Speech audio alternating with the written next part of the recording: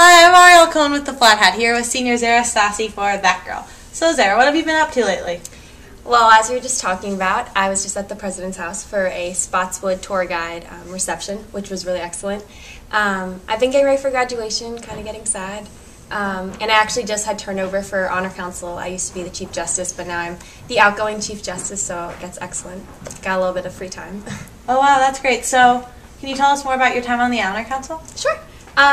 I've been on the Honor Council since freshman year, elected 3 separate times, and last year around February I was elected chair, which is our highest position, not president. People think it's president sometimes, so chair.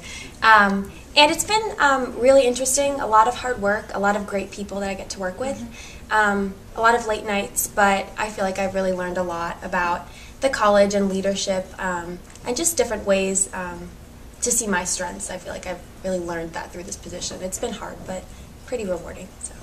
Cool. So you mentioned the Spotswood Society. Yeah. I feel like that's a thing not a lot of people know about. So yeah. What exactly do you do with that? It's awesome.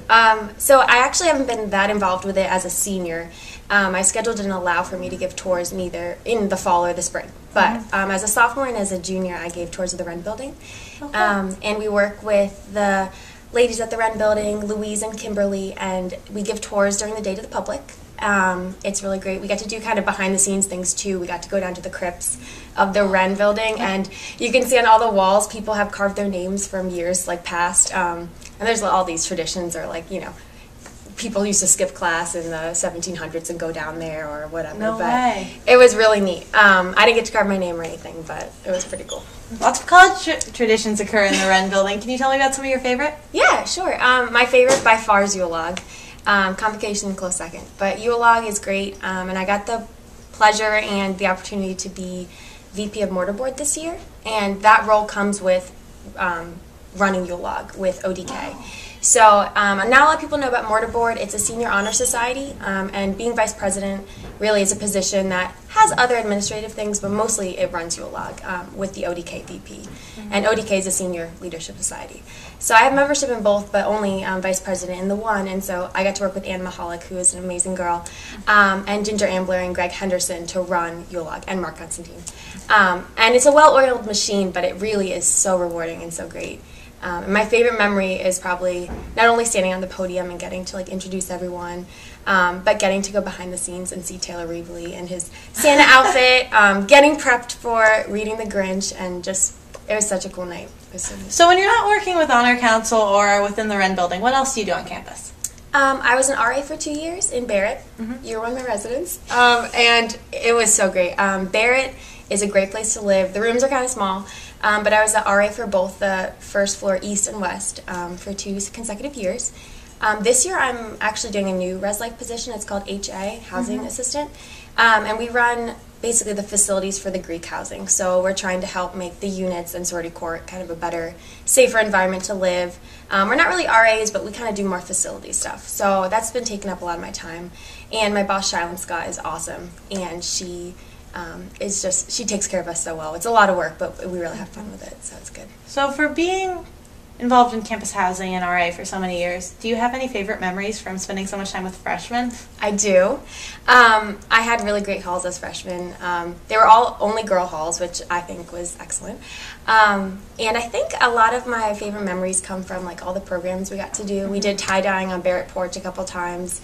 Stairwells used to come and do random serenades in Barrett, which was just so nice in the middle of the night when you're studying. They're calling down the halls for girls to come out.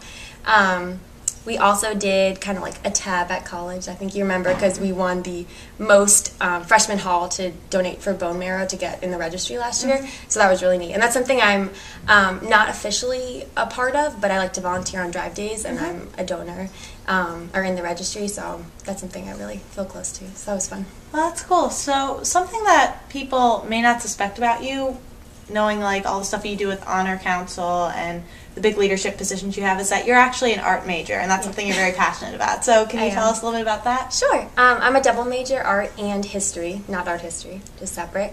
But for studio art, I focus mostly on painting at my years here, 2D art, and it's something I love. It's something I've always been really passionate about.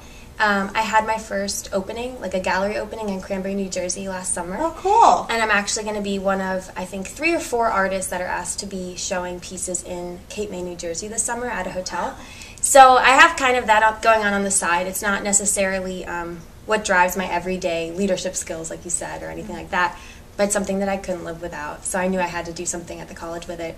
And the art department, although it's really pretty small at our college, it's amazing. The faculty, like, you wouldn't even believe how accomplished they are and how great they are at mentoring. So I've just found that each year it's just gotten better.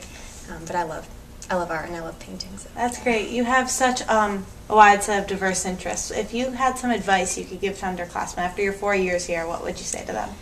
I would say, I think this is easy for me to say now, but I think I spent way too much time studying, way too much time kind of worrying about academics, and that's super important, and everyone knows that. But just taking the time out of your day to kind of step back, walk around, look at our campus, like go to the Wren building, ask for a tour, they're free, you can go on them. Really? You know, go down to CW, use your ID and go into all the different places they have down there. Just take that time, and now as a senior, of course, I look back and I'm like, oh my god, I wish I did that more. But, you know, everyone gets opportunities every day to do things that maybe they're not used to, or, you know, things take precedent. Like, I got to finish this paper, or I should really be in swim right now. But really, you don't have to be in swim every day. You don't have to be doing work every moment of every day that you have free time. So I would give that advice to freshmen. And I'd also say, don't get nervous freshman year when everyone is saying, you know, I have a set path and that's what I'm going to do. Because, you know, I had a kind of just like sophomore year, I decided I was on the wrong path and that I need to do art. And I literally had to change all my majors to fit that. And it worked out, and I'm graduating with both of them, and that's fine. It was a lot of work, but, you know, that's possible, and you change your mind. So to be open to that possibility of not knowing exactly what you want to do, you know, August of your sophomore year. You don't have to know. Yeah, well, great. Thank you so much, Sarah. If you have anyone you'd like to see on That Guy, email Flat Hat online.